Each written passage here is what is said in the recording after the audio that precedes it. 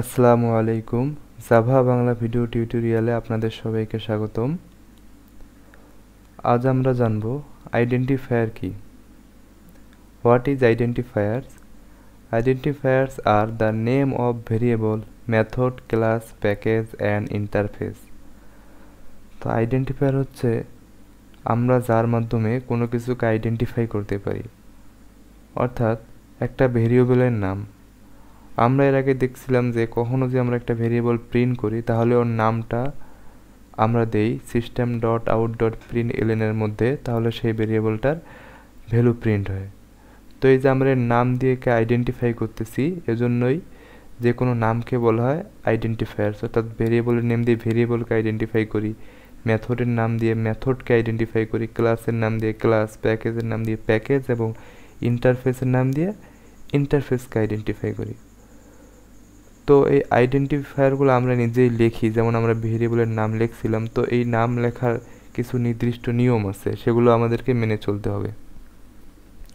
প্রথম নিয়ম হচ্ছে keyword can not be used as identifiers. তো আমরা গত লেকচারে যে কিওয়ার্ড দেখছিলাম, এগুলো কোনো ভেরিয়েবল বা প্যাকেজ বা মেথড এগুলোর নাম হিসেবে ব্যবহার করা যাবে না।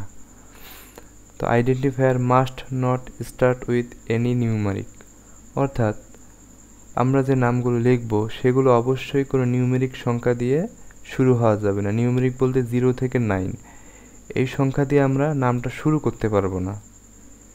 3 নাম্বার হচ্ছে it must not contain any special symbol other than underscore or dollar sign. তো আন্ডারস্কোর, ডলার সাইন এবং আরও বিভিন্ন স্পেশাল সিম্বল আছে। তো এই সিম্বলগুলোর মধ্যে আমরা ভেরিয়েবলের মধ্যে শুধুমাত্র আন্ডারস্কোর এবং ডলার সাইন ব্যবহার করতে পারবো। তো 4 নম্বর হচ্ছে identifier must not contain any blank space in between. তো আমরা যদি লিখি একটা ভেরিয়েবলের নাম সাম, SUM, সাম, তো এই সামের মধ্যে আমরা এস লিখলাম, লিখে একটা স্পেস দিলাম UM। তো এই একটা আইডেন্টিফায়ারের মধ্যে আমরা কি করলাম, একটা স্পেস দিয়ে দিলাম, এই ব্ল্যাঙ্ক স্পেস। এটি আসলে কখনো পসিবল না। তো এই নিয়মগুলো আমাদেরকে মেনে চলতে হবে। তো আমরা এখন সেটি প্র্যাকটিক্যালি দেখব। তার প্রথমে একটি প্রজেক্ট ক্রিয়েট করে নেই।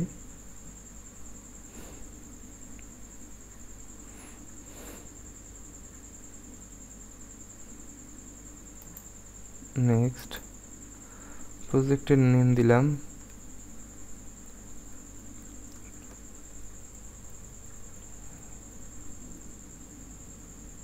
Learn identifiers.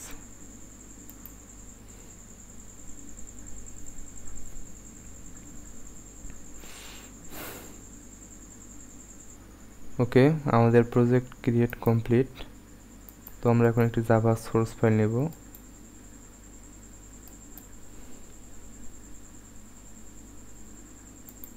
জাভা ক্লাস নাম দিলাম আইডেন্ট, তো অর্থাৎ আইডেন্টিফায়ার্স বোঝাচ্ছি। ওকে,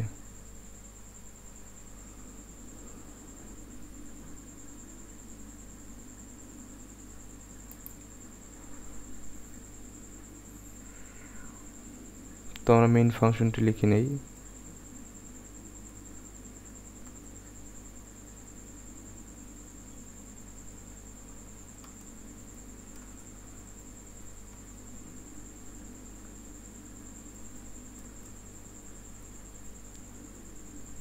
তো আমাদের প্রথম শর্ত ছিল যে আইডেন্টিফায়ার কোনো ভেরিয়েবলের নাম বা ক্লাসের নাম হিসাবে ব্যবহার করা যাবে না।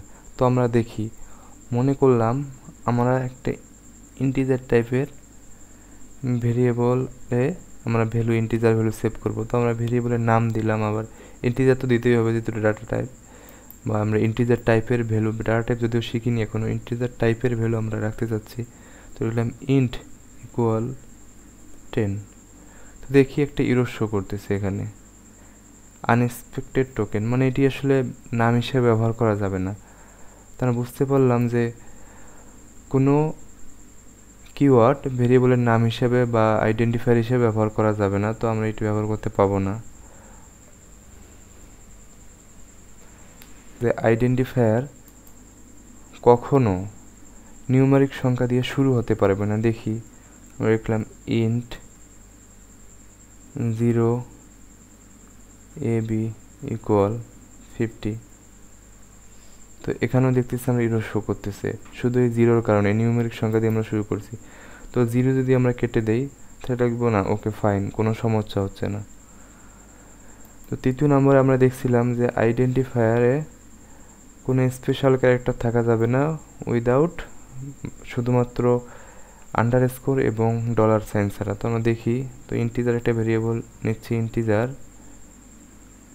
আমরা @ সিম্বলটি দিয়ে এ বি সি ডি একটি ভেরিয়েবল নিলাম, ভ্যালু দিলাম 60,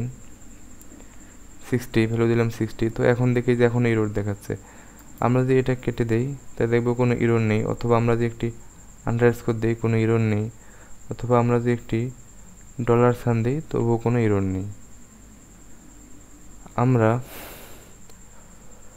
চতুর্থ নম্বরে দেখছিলাম যে একটি আইডেন্টিফায়ারের মধ্যে কোনো স্পেস দেওয়া যাবে না। আমরা দেখি এই এ বি সি ডির মধ্যে আমরা যে একটি স্পেস দিই, হোয়াইট স্পেস, তো একটি এরর। তো এটাই হচ্ছে আইডেন্টিফায়ারের রুল, অর্থাৎ আইডেন্টিফায়ার, যে কোনো আইডেন্টিফায়ার লিখতে গেলে আমাদেরকে এই নিয়ম মেনে চলতে হবে।